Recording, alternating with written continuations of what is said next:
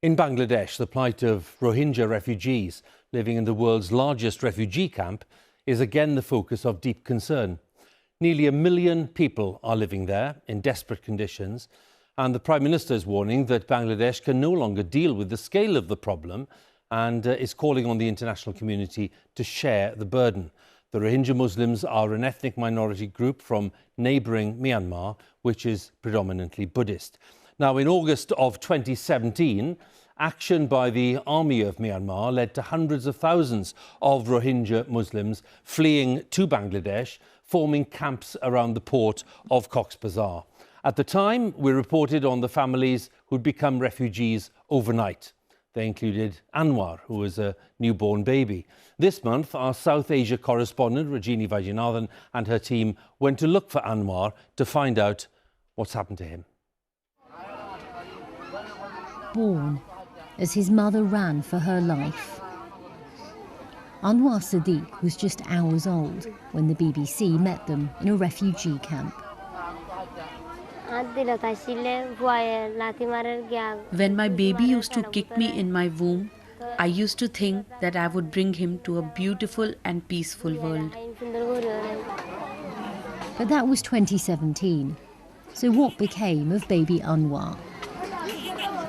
He was one in 1 million in the world's largest refugee camp in Bangladesh. Home to Rohingya families who'd fled violence in Myanmar. 5 years on, we went in search of him through a maze of tiny lanes. Okay, this is the Anwar shelter, this one. Okay, let's see. We found a wide-eyed, yet shy, little boy. Anwar has 2 sisters. This one room, their family home. No windows for air, no toys to play with, barely any clothes. It's a miserable existence. I want him to live like other children. I want him to be educated, have clean clothes, and eat proper food. But I can't because I don't have anything. Anwar's is a fragile existence. Living in squalor, he's sick all the time.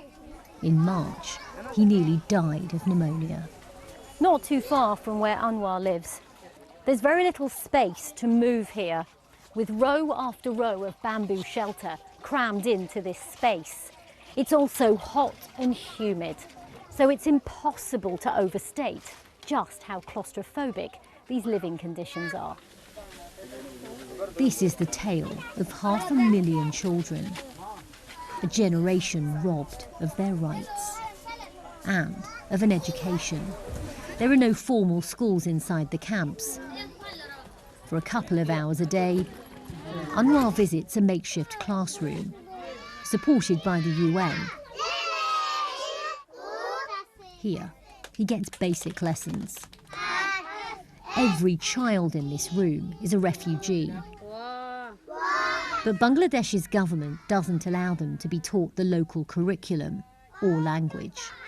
Having hosted Rohingya refugees for years, it wants them to return to Myanmar, the country run by the very army their parents fled in fear. Rohingya refugees rely on monthly food vouchers from the UN to survive. Mosena's already run out. What